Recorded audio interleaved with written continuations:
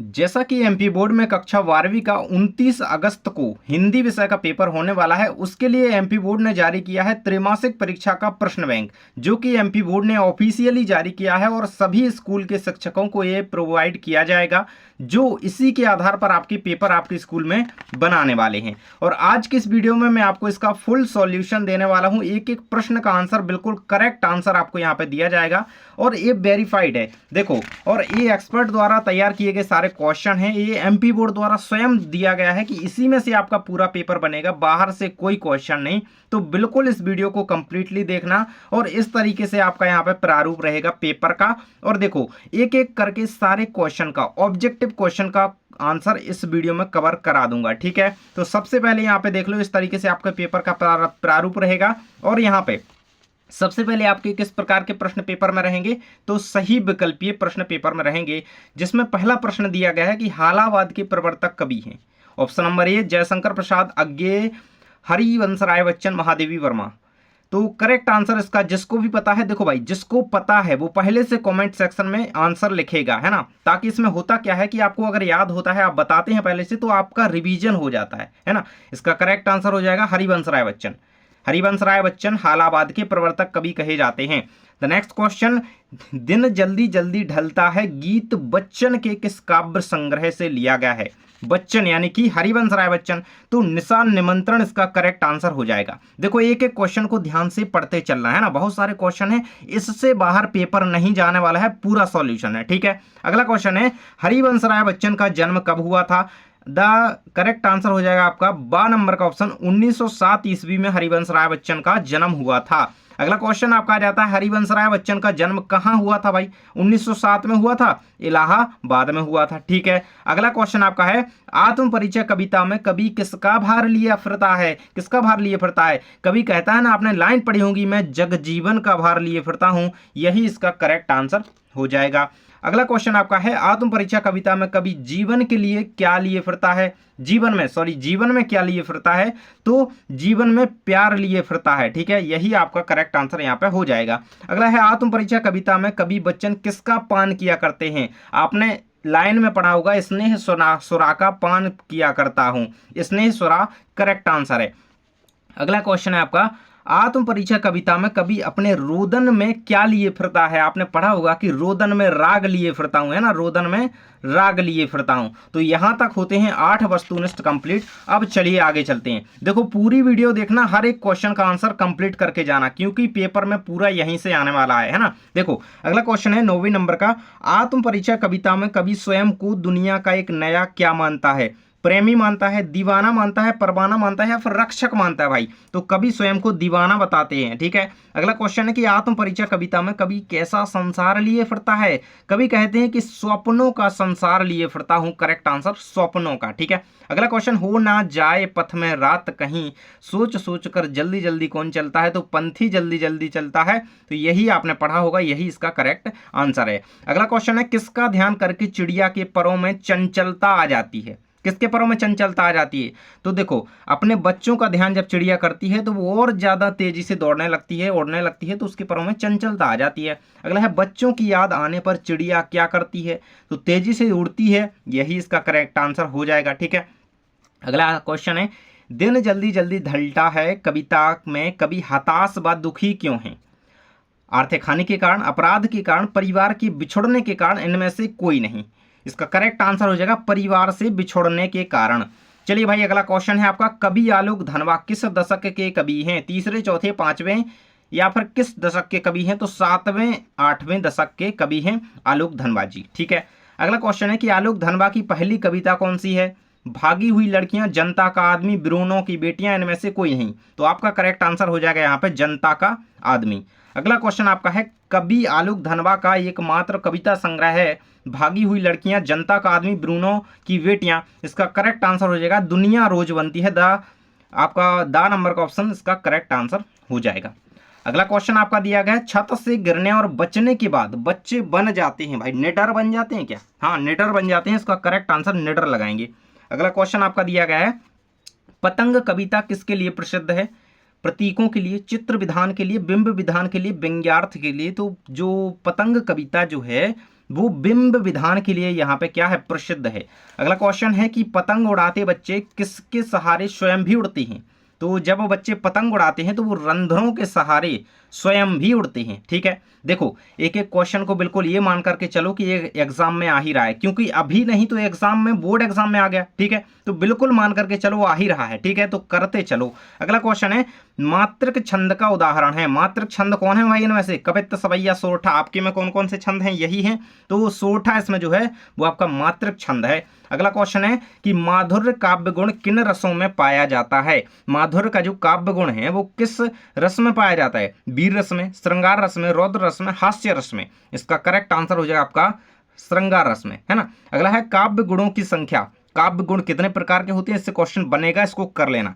3 प्रकार के होते हैं। देखो अगला है आपका जिस काव्य गुण विशेष के कारण सहृदय का चित्त व्याप्त हो जाता है, अर्थात सहृदय के चित्त में अर्थ पूरे का पूरा रम जाता है, उसे कहते हैं माधुर्य गुण, ओज गुण, प्रसाद गुण, कोई गुण नहीं। तो ये आपका रहेगा प्रसाद गुण। ठीक है, 7 नंबर ऑप्शन प्रसाद गुण। ठीक है, देखो अभी तक वीडियो को लाइक नहीं किया है तो लाइक कर दीजिए एंड पूरे क्वेश्चन देखकर ही जाना। ठीक है, अगला है आपका भक्तिन पाठ लिखा गया है, किस विधा में लिखा गया भाई, तो भक्तिन रेखा चित्र विधा में लिखा गया है। चलिए अगला क्वेश्चन 26 नंबर क्वेश्चन है जिठौत का अर्थ है। जिठौत का अर्थ क्या होता है भाई, है ना, इसका अर्थ होता है जेठ का पुत्र होता है। अगला क्वेश्चन है आपका भक्तिन का वास्तविक नाम था, क्या था भाई, लक्ष्मण। आपने पढ़ा होगा लक्ष्मण भक्तिन का वास्तविक नाम था। भक्तिन गले में पहनती थी भाई क्या, कंठी माला, तुलसी की माला या फिर मणि माला, मोती माला, सोने की माला। तो भक्तिन जो है गले में कंठी माला पहनती थी। अगला क्वेश्चन है कि महादेवी वर्मा का जन्म वर्ष है। तो 1907 में तो हरिवंश राय बच्चन जी का जन्म हुआ था और 1907 में ही यहाँ पे महादेवी वर्मा का जन्म हुआ था। अगला क्वेश्चन है आपका यामा काव्य संग्रह है, तो किसका है, महादेवी वर्मा का है। यामा काव्य संग्रह जो है महादेवी वर्मा का है। अगला है बाजार दर्शन पाठ के लेखक हैं, तो वो हैं जैनेन्द्र कुमार। आप सभी ने इनका पाठ पढ़ा ही होगा, अभी आना भी है। ठीक है, अगला क्वेश्चन है परख उपन्यास के लेखक हैं हजारी प्रसाद द्विवेदी, प्रेमचंद्र, यशपाल, जैनेन्द्र कुमार। परख, ठीक है, परख उपन्यास के बारे में पूछा गया है तो जैनेन्द्र कुमार इसका करेक्ट आंसर है। अगला है कि बाजार दर्शन पाठ है, निबंध विधा में लिखा गया है, कहानी, रेखाचित्र, संस्मरण। तो एक निबंध है। ठीक है, बाजार दर्शन एक निबंध विधा है।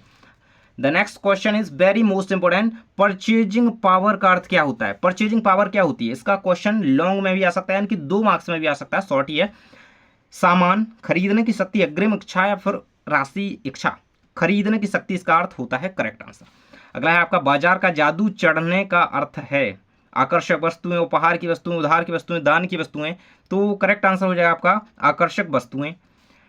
36 नंबर क्वेश्चन इज बाजार दर्शन पाठ का केंद्रीय भाव है, क्या है, बाजारवाद, राजनीति, धर्म, समाज। बाजार उसका नाम है, बाजार तो बाजारवाद। अगला है आपका काले मेघा पानी दे पाठ के लेखक हैं महादेवी वर्मा, हजारी प्रसाद द्विवेदी, धर्मवीर भारती, विष्णु खरे। इसका करेक्ट आंसर आपका हो जाएगा यहाँ पे धर्मवीर भारती जो है काले मेघा पानी दे के पाठ के लेखक हैं।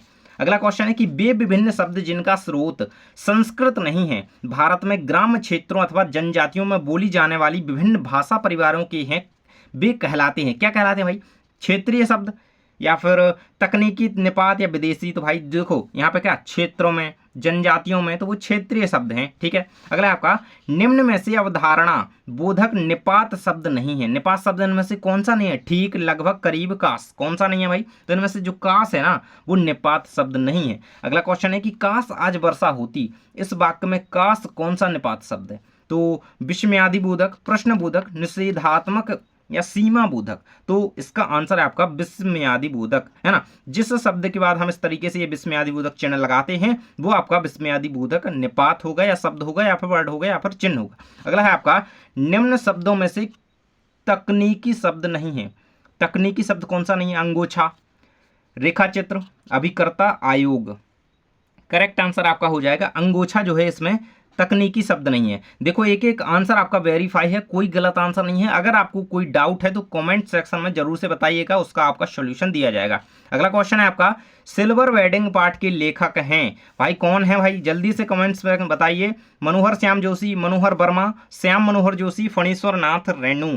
इसका करेक्ट आंसर हो जाएगा मनोहर श्याम जोशी। ठीक है, अगला क्वेश्चन है आपका यशोधर बाबू अपना आदर्श मानते थे तो अपने साले को, पत्नी को, भूषण को, किसंदा को मानते थे। आप सभी ने पढ़ ही लिया होगा। अगला है आपका, यशोधर बाबू मूलतः रहने वाले थे, कहाँ के रहने वाले थे भाई, जान लेते हैं भाई, झूंसी के, दिल्ली के, आगरा के, कुमाऊं के, कहाँ के रहने वाले थे, तो यहाँ पे यशोधर बाबू जो है आपको कुमाऊं के रहने वाले थे। अगला क्वेश्चन है आपका, यशोधर बाबू सर्वप्रथम किस पद पर नियुक्त हुए, क्लर्क के पद पर, बॉय सर्विस, सहायक क्लर्क, तो बॉय सर्विस के पद पर वो क्लर्क सबसे पहले नियुक्त हुए थे।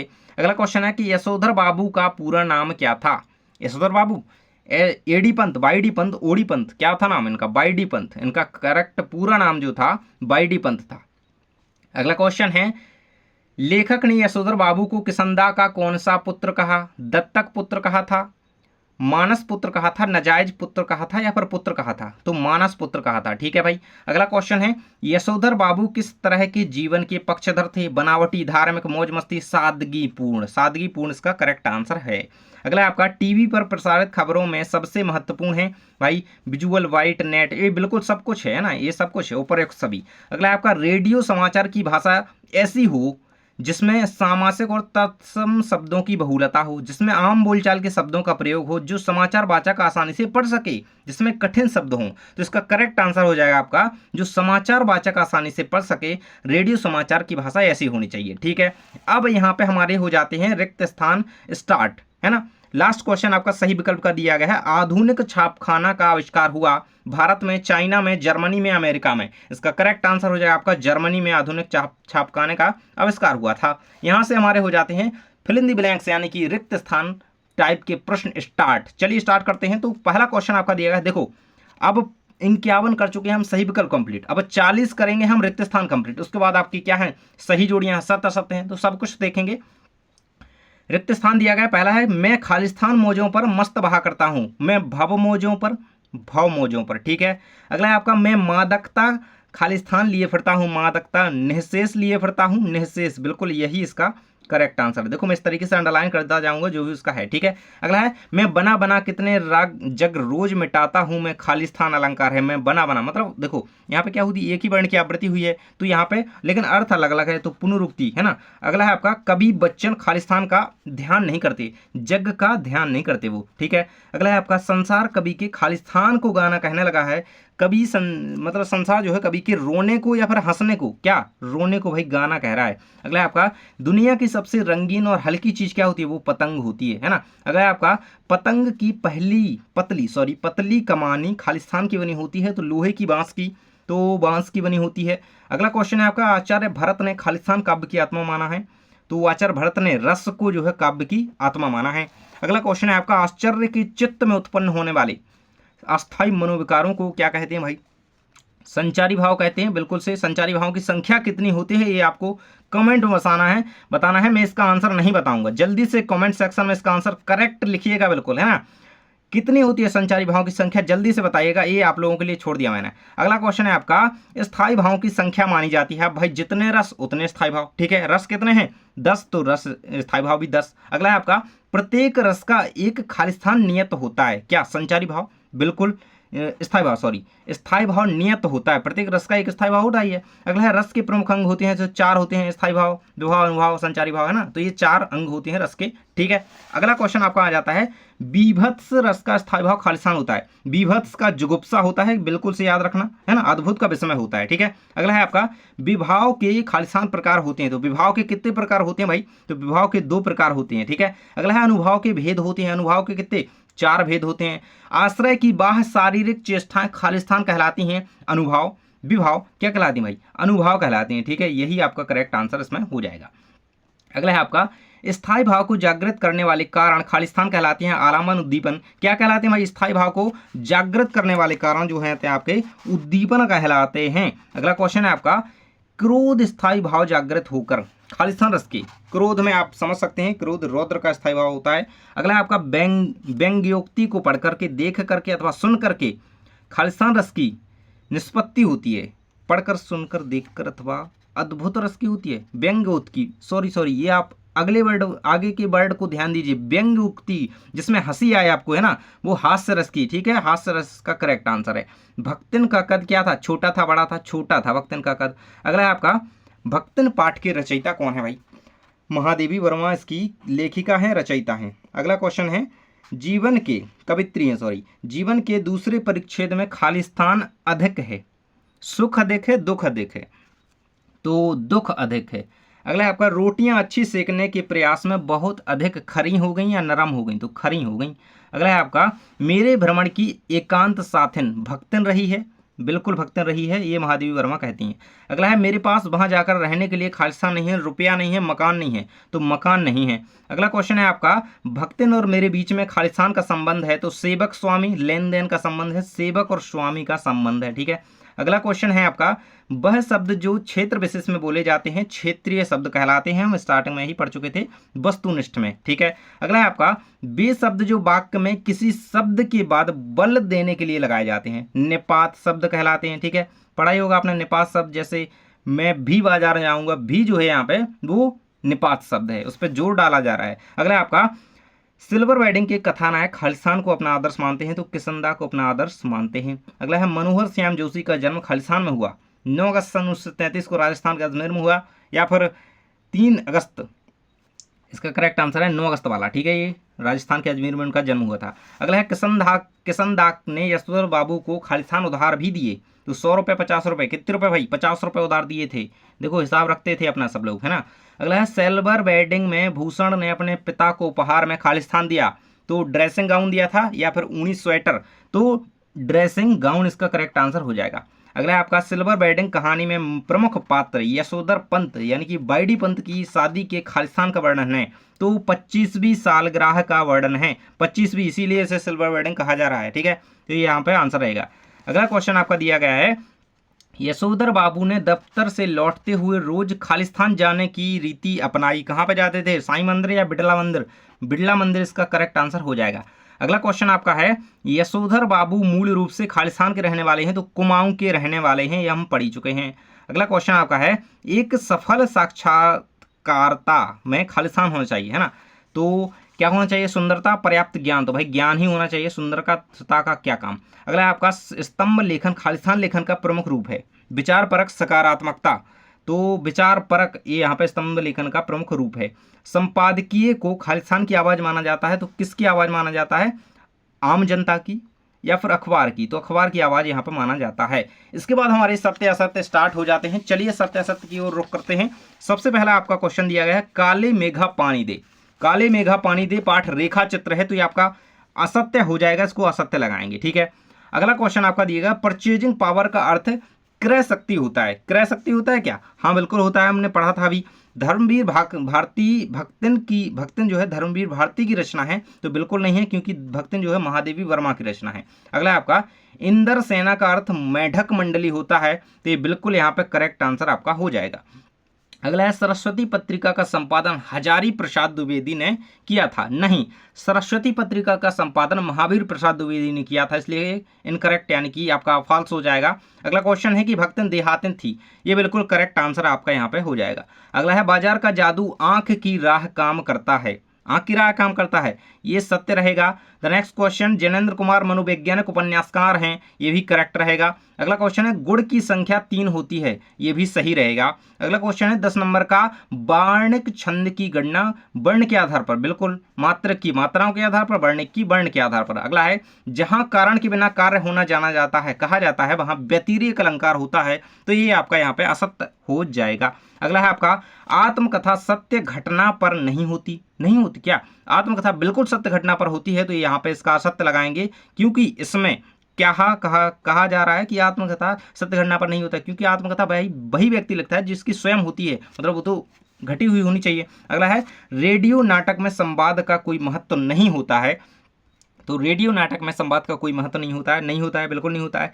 स्थूल के प्रति सूक्ष्म का विद्रोह ही छायावाद है, ये बिल्कुल सही है, क्योंकि ये डॉक्टर नगेंद्र के अनुसार ये बिल्कुल सत्य कथन है कि स्थूल के प्रति सूक्ष्म का विद्रोही छायावाद है। अगला क्वेश्चन है, दोहा वर्णिक छंद है, ये असत्य रहेगा, क्योंकि दोहा एक मात्रक छंद है।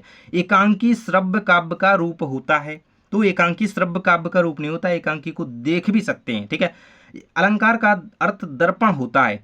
अलंकार का अर्थ दर्पण होता है, ये आपका असत्य रहेगा। अलंकार का अर्थ आभूषण होता है, गहना होता है। समाचार पत्र लेखन के 7 ककार होते हैं, समाचार पत्र लेखन के 6 ककार होते हैं, ये आपका असत्य रहेगा ना। 6 आए तो आपको बिल्कुल सत्य लगाना है। अगला है कविता का अनिवार्य तत्व लय है, कविता का अनिवार्य तत्व लय है, ये आपका सत्य रहेगा क्योंकि कविता का अनिवार्य तत्व क्या है, वो है भाव। ठीक है। अगला है आपका हरिवंश राय बच्चन की आत्मकथा 2 खंडों में है, 2 खंडों में इनकी आत्मकथा बटी हुई है क्या, तो ये यहाँ पे आपका असत्य हो जाएगा। अगला क्वेश्चन आपका दिया है प्रवासी की डायरी बच्चन की आत्मकथा है, तो ये भी आपका असत्य रहेगा। इसके बाद अगला है बच्चे प्रत्याशा में नीड़ों से झांक रहे होंगे, इसको करेक्ट लगाएंगे, बिल्कुल सही है।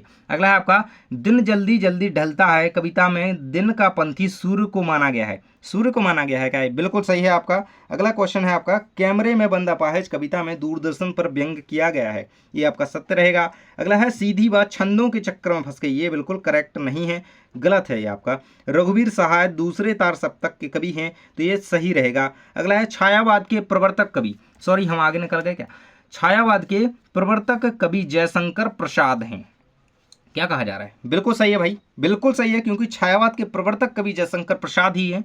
और छायावाद के प्रमुख कवियों को याद रखना, महादेवी वर्मा, जयशंकर प्रसाद, सूर्यकांत त्रिपाठी, निराला जी और सुमित्रानंदन पंत प्रकृति के सुकुमार कवि हैं। ठीक है। अगला क्वेश्चन है रामचरितमानस की रचना ब्रज भाषा में की गई है, तो ये आपका इनकरेक्ट रहेगा, यानी कि गलत है क्योंकि रामचरितमानस की भाषा अवधी है। ठीक है। अगला क्वेश्चन आपका आ जाता है यहाँ पे डॉक्टर नगेंद्र ने छायावाद को स्थूल के प्रति सूक्ष्म का विद्रोह कहा है, बिल्कुल कहा, अभी मैंने ऊपर बताया। ठीक है। अगला है आपका कवि ने हार कर बात को कील की तरह ठोक दिया, बिल्कुल सही है, ये बिल्कुल सही है।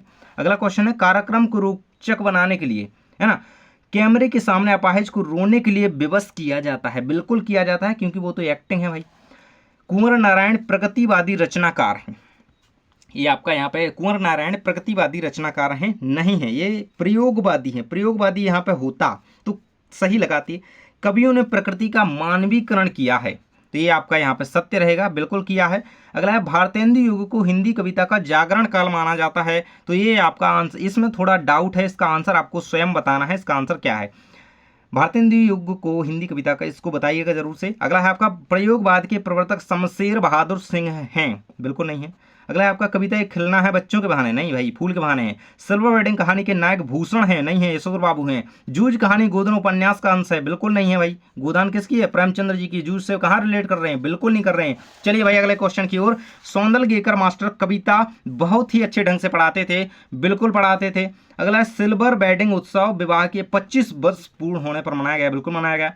जूझ कहानी का प्रमुख पात्र आनंदा है, यानी कि आनंद रतन यादव, बिल्कुल सही है भाई, है ना। अगला क्वेश्चन है आपका भारत का पहला छापखाना दिल्ली में लगाया गया, बिल्कुल नहीं लगाया गया था। अगला है निरक्षर के लिए मुद्रित माध्यम उपयोगी होता है, तो नहीं होता है यार। अगला है आपका पत्रकारिता जल्दी में लिखा गया साहित्य है, बिल्कुल ये सही है। इंटरनेट पर पढ़ने, सुनने और देखने तीनों की ही सुविधा है, बिल्कुल है भाई, ये किसको नहीं पता कि ये सुविधा नहीं है। भक्तिन का कद लंबा था, ये तो बिल्कुल गलत बात है क्योंकि अभी हम छोटा करके आए हैं। ठीक है। अगला क्वेश्चन है आपका जयशंकर प्रसाद का महाकाव्य आंसू है, आंसू है, बिल्कुल है। आंसू झरना, देखो ये पानी से रिलेटेड जितनी थोड़ी बहुत रचना इनकी याद करनी है। आंसू झरना, एक और रचना है इनकी जो पानी से रिलेटेड है, आंसू पानी की तरह कह सकते हैं, है ना। झरना इनकी ही रचना है, बिल्कुल याद रखना। बीभत्स रस को 10वां रस माना गया है, बिल्कुल नहीं माना गया क्योंकि 10वां रस कौन सा है, हमारा वात्सल्य रस है। ठीक है। अगला क्वेश्चन आपका तौलिया तकनीकी शब्द है, नहीं भाई, तौलिया तो हम लोग बोलने में यूज करते हैं ना, वो क्षेत्रीय शब्द कहेंगे तौलिया को, है ना, तो ये तकनीकी शब्द नहीं है, इसको आप असत्य लगाएंगे। इसके बाद आपकी सही जोड़ियां स्टार्ट हो जाती हैं जो कि 7 नंबर में आपके एग्जाम में पूछी जाती हैं भाई। 7 नंबर कोई छोटी बात नहीं होती है। तो चलिए स्टार्ट कर लेते हैं। सबसे पहले आपकी दी गई है आपका आत्म परिचय, इससे कहाँ पे जोड़ेंगे भाई, तो फर्स्ट नंबर की जोड़ेंगे हरिवंश राय बच्चन साहब से क्योंकि यही है भाई इसके रचयिता। सेकंड पतंग आलोक धनवा, ठीक है भाई। अगला क्वेश्चन विभाव, विभाव में कहाँ पे जाएंगे, रस का अंग है ना, तो थर्ड की जाएगी हमारी यहाँ पे जाएगी। अगला है भक्तिन, भक्तिन क्या है, महादेवी वर्मा की रचना है, ठीक है भाई, तो यहीं पे लगा देंगे भक्तिन को, कहाँ पे, सामने बिल्कुल, है ना। तो चलो भाई अगला क्वेश्चन है लक्षणा, तो ये क्या है, शब्द शक्ति है, यहाँ पे 5वें को लगाएंगे, ठीक है। जूझ, जूझ क्या है भाई, जूझ आनंद यादव, इससे रिलेट कर रहे हैं भाई, 6वें का आंसर यहाँ पे लगाएंगे। इसके बाद लास्ट है आपका विभिन्न माध्यमों के लिए लेखन, अब बचा ही कौन है ना, तो ये हो जाएगा आपका करेक्ट लास्ट, ठीक है भाई। चलिए आगे बढ़ते हैं यहाँ पे। स्तंभा बा में दी गई हैं। जूझ क्या भाई, जूझ आनंद यादव से यहाँ पे सही है इसका, है ना। जा से जूझ आनंद यादव यहाँ पे बिल्कुल लगाएंगे भाई, चा पहले की चा से लगाएंगे, ठीक है, लास्ट से फर्स्ट की, ठीक है। सेकंड है क्या भूलूं क्या याद करूं, इसकी जोड़ी यहाँ पे अखबार की आवाज़ अंतिम समय सीमा। चलिए भाई थोड़ा अगले पेज पर चलते हैं, यहाँ पे चल रही है ये, ठीक है, सेकंड की ये यहाँ पे, ठीक है, मैं लगा देता हूँ, आप लोग स्क्रीनशॉट ले लेना। संपादकीय पृष्ठ इसकी आपकी यहाँ पे फर्स्ट नंबर से मिल जाएगी, ठीक है, थर्ड की फर्स्ट से मिल जाएगी। अगला है आपका डेडलाइन, डेडलाइन की कथानक से मिलेगी क्या, अंतिम समय सीमा, बिल्कुल ये बहुत ज़्यादा इंपॉर्टेंट है, इसको कर लेना भाई, ये आएगा, है ना, आएगा, ये टीचर जरूर से देंगे। हिंदी साहित्य का स्वर्ण काल आप सभी को पता है कि भक्ति काल होता है 5वें नंबर का, ठीक है। झूठ का निश्चय होना, तो झूठ का निश्चय होना यहाँ पे भ्रांतिमान अलंकार में होता है ये, तो बिल्कुल यहाँ पे लगाएंगे। अब चलिए आगे पेज पर जाना होगा, तो कहानी का केंद्रीय बिंदु क्या होता है हमारा, तो वो कथानक होता है, यहाँ पे लगाइएगा आप यहाँ पे अपने 7वें का, ठीक है भाई, तो यहाँ पे हो जाती है ये करेक्ट। अब आगे बढ़ते हैं, ये लास्ट जो है कहें कि ये रह गया है सही जोड़ियों में, तो भाई देख लेते हैं। आचार्य रामचंद्र शुक्ल, आचार्य रामचंद्र शुक्ल। सेकंड है आपका उपमेय में उपमान का आरोप, उपमेय को उपमान से श्रेष्ठ, तो फर्स्ट की आप लगाएंगे अलंकार काव्य की आत्मा, ठीक है, ये इन्होंने कहा है, मतलब है ना, तो फर्स्ट की यहाँ पे मिला देंगे। सेकंड है उपमेय में उपमान का आरोप, ये सांगरूपक अलंकार में होता है, ठीक है, तो यहाँ पे लगा देंगे सेकंड की। अगला है उपमेय को उपमान से श्रेष्ठ, तो ये आपकी हो जाएगी यहाँ पे व्यतिरेक में, ठीक है, थर्ड नंबर व्यतिरेक में जाएगा। अगला है इनमें भ्रम दूर करना संभव नहीं, भ्रांतिमान भ्रम भ्रम भ्रम, ये रहेगा आपका लास्ट में 4th नंबर का। और ये रहेगा 5th नंबर, इसमें अनिश्चय की स्थिति बनी रहती है, अनिश्चय की स्थिति संदेह अलंकार में बनी रहती है, संदेह बहुत होता है यहाँ पे। अब इसके बाद हमारे रिक्त आ जाते हैं एक शब्द या वाक्य में उत्तर। भाई देखो एग्जाम में लिखो तो शब्द में मत लिखना, वाक्य में उत्तर लिखते हो तो एकदम फॉर्मेटिंग लगती है कि भाई एग्जाम में लिख रहे हो, है ना, 12th क्लास में आ चुके हो अभी तक, तो बिल्कुल अच्छी फॉर्मेटिंग में लिखना आना चाहिए। और आप लोग कमेंट्स में बताना कि आपको एग्जाम की कॉपी लिखने का क्या तरीका होना चाहिए, मैं वीडियो उस पर भी बना दूंगा, ठीक है। तो सबसे पहला क्वेश्चन आपका है रीतिकाल में किस रस की प्रधानता थी, किस रस की, तो भाई श्रृंगार रस की, है ना, श्रृंगार काल इसीलिए कहा जाता है इसको, है ना। अगला है आपका मीरा किसकी अनन्य भक्त थी, भाई किसको नहीं पता कि मीरा किसकी, तो कृष्ण भगवान की, है ना, कृष्ण इसका करेक्ट लगा देंगे आंसर, है ना। आप लोग पूरा लिखना, मैं अभी शॉर्ट बता रहा हूँ यार, पूरा लिखूंगा उतना तो है ना बनेगा नहीं ना। अगला है आपका गुनाहों का देवता उपन्यास के लेखक हैं, देखो वीडियो काफी लंबा हो चुका है इसलिए ध्यान से अभी भी देखते चलो, क्योंकि ये आपके एग्जाम में आने वाले क्वेश्चन है ना, इनमें से नहीं कह सकते कि इनमें से बाहर जाएगा, नहीं जाएगा यार, इन्हीं में से आएगा, ठीक है। अगर आपका गुनाहों का देवता उपन्यास के लेखक कौन है, देखो एक बात और बता दूं, आप सभी का पेपर इसी में से बनना है ना, और मैंने इसी में से मॉडल पेपर तैयार किया है, आप लोग उस मॉडल पेपर का आंसर के साथ मैं आपको बताऊंगा सॉल्यूशन पूरा, तो बने रहना चैनल पर, अपडेटेड रहना, प्लेलिस्ट वगैरह चेक करते रहना, तो वीडियोस मिल ही जाएगा, ठीक है। गुनाहों का देवता उपन्यास के लेखक कौन है, धर्मवीर भारती, इसका करेक्ट आंसर है, क्या है, धर्मवीर भारती, इस तरीके से लिख देंगे। अगला क्वेश्चन है तुलसीदास स्वयं को क्या कहलवाना, तो राम का गुलाम, ठीक है, ये कहलवाना पसंद करते हैं, इसका करेक्ट आंसर आपको लिख देना है। अगला है पंचतंत्र में किस प्रकार की कहानी लिखी गई है, तो पंचतंत्र में शिक्षाप्रद कहानियां लिखी गई हैं भाई, है ना, शिक्षाप्रद कहानियां लिखी गई हैं। अगला क्वेश्चन है आपका किसंदा का वास्तविक नाम क्या था, कृष्णानंद पांडे, क्या लिखेंगे भाई, कृष्णानंद पांडे। अगला है आपका पृथ्वीराज रासो किस युग में लिखा गया है, तो आदिकाल में लिखा है चंद्रवरदाई द्वारा, ठीक है, आदिकाल इसका आंसर याद रख लेना है, आदिकाल जिसे वीरगाथा काल भी कहा जाता है। अज्ञेय किस युग के प्रवर्तक कवि माने जाते हैं, तो अज्ञेय जो हैं वो यहाँ पे प्रयोगवाद के प्रवर्तक कवि कहे जाते हैं, प्रयोगवाद, ठीक है। अगला क्वेश्चन आपका है प्रत्येक पंक्ति में 31 वर्ण वाली रचना क्या कहलाती है, 31 भाई वर्ण होते हैं किसमें, कवित्त छंद में, ठीक है। अगला क्वेश्चन है आपका 10वें नंबर का, ऐसा लघु वाक्यांश जिसके प्रयोग से भाषा में सौंदर्य उत्पन्न हुआ है क्या कहलाता है, तो वो यहाँ पे मुहावरा कहलाता है, क्या कहलाता है, मुहावरा। देखो कुछ क्वेश्चंस के आंसर जो है लॉन्ग हैं, तो मैं बोल दूंगा, आप लोग ध्यान से सुन लेना या लिख लेना जो भी कर रहे हो, ठीक है। अगला क्वेश्चन है आपका किसी घटना समस्या या मुद्दे की गहन छानबीन और विश्लेषण को क्या कहते हैं, तो उसे हम कहते हैं विशेष रिपोर्ट, ठीक है, उसे विशेष रिपोर्ट कहा जाता है। इस तरीके से आपको इसका आंसर ये लिख लेना है, ठीक है। अगला क्वेश्चन है आनंद यादव का मन किस बात से के लिए तड़पता था, भाई तो पाठशाला जाने के लिए, पाठशाला जाने के लिए अगला क्वेश्चन है बच्चे किसकी प्रत्याशा में होंगे? तो माँ के द्वारा भोजन लाने की प्रत्याशा में होंगे, तो माता पिता की प्रत्याशा में होंगे। इस तरीके से आपको इसका आंसर याद ही होगा, बिल्कुल से कर लेना। अगला है प्रसाद गुण का संबंध किस रस से होता है? तो वो शांत रस से होता है। कहाँ से होता है? शांत रस से होता है। तुलसीदास ने रामचरितमानस की रचना किस भाषा में की है? तो अवधी भाषा में की है, अभी मैंने बताया था अवधी।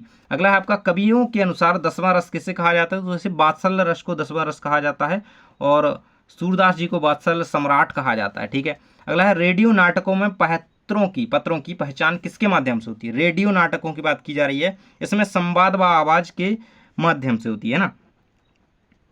इसमें जो संवाद होता है वो आवाज के माध्यम से है ना, आवाज के माध्यम से। इस तरीके से आपको लिख देना है। अगला है भक्तिन लेखिका को भोजन किस बर्तन में देती थी? भाई किस बर्तन में देती थी? मिट्टी के बर्तन में। क्या है? मिट्टी के बर्तन में देती थी, है ना, बर्तन में। ठीक है। अगला है आपका अनुच्छेद लेखन से पूर्व क्या कर लेना चाहिए? तो एक प्रारूप तैयार कर लेना चाहिए। देखा है ना, एक प्रारूप तैयार कर लेना चाहिए। ठीक है। अगला है आपका तुलसीदास कृत कवितावली किस भाषा में लिखी गई है? तो ये तुलसीदास की कवितावली जो है ब्रज भाषा में लिखी गई है, ब्रज भाषा। अगला है समाचार पत्र किस शैली में लिखे जाते हैं? तो उल्टा पिरामिड शैली में लिखे जाते हैं, उल्टा पिरामिड। ये क्वेश्चन बहुत इंपॉर्टेंट है। जूझ उपन्यास के अनुवादक का नाम लिखिए। केशव प्रथम वीर इसका करेक्ट आंसर हो जाएगा, है ना, केशव प्रथम वीर।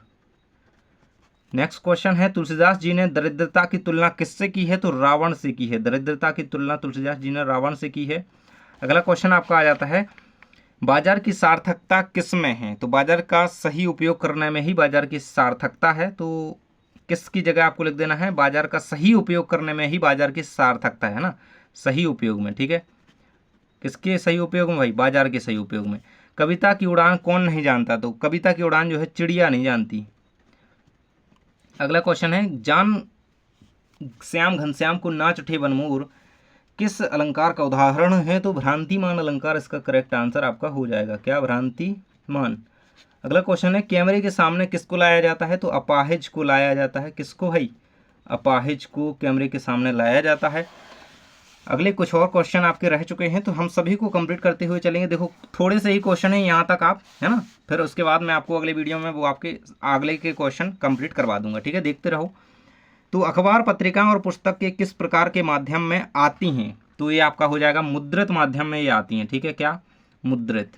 अगला क्वेश्चन है आपका करुण रस का स्थायी भाव क्या होता है? तो करुण रस का स्थायी भाव शोक होता है ना।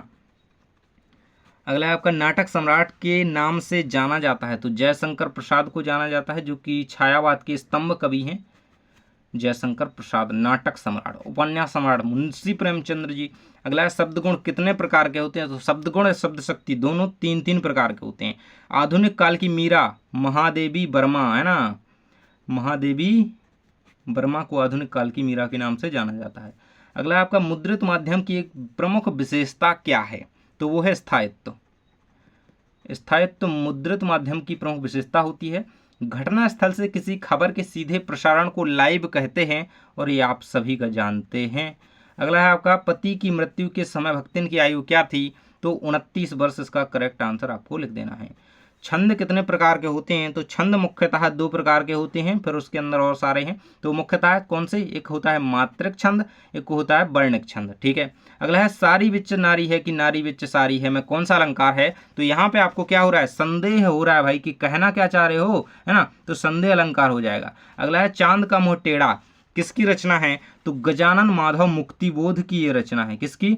गजानन माधव मुक्तिबोध। इसका पूरा लिख देना, गजानन माधव से। अगला है एक अंक वाली रचना क्या कहलाती है? एकांकी। अगला है जहां उपमेय को उपमान से श्रेष्ठ बताया जाए वहां कौन सा अलंकार होता है? तो वहां हमारा होता है व्यतिरेक अलंकार। ठीक है, ये सही जोड़ी में हमने देखा था, व्यतिरेक इसका करेक्ट आंसर हो जाएगा। अगला है आपका भारत में पहला छापखाना कहाँ खुला था? तो गोवा में खुला था भाई, है ना, ये हो जाएगा। अगला है आपका हिंदी पद साहित्य को कितने भागों में बांटा गया है? तो 4। आदिकाल, वीरगाथा काल, है ना। अगला है आपका कलम का जादूगर किसे कहा जाता है? कलम का जादूगर किसे कहा जाता है? तो राम वृक्ष बेनीपुरी इसका आंसर लिखना है। राम वृक्ष बेनीपुरी। नेक्स्ट क्वेश्चन, HTML का फुल फॉर्म क्या है? तो हाइपर टेक्स्ट मार्कअप लैंग्वेज इसका फुल फॉर्म होता है, तो इसको बिल्कुल से लिख लें, हाइपर टेक्स्ट, हिंदी में लिख लीजिएगा, है ना।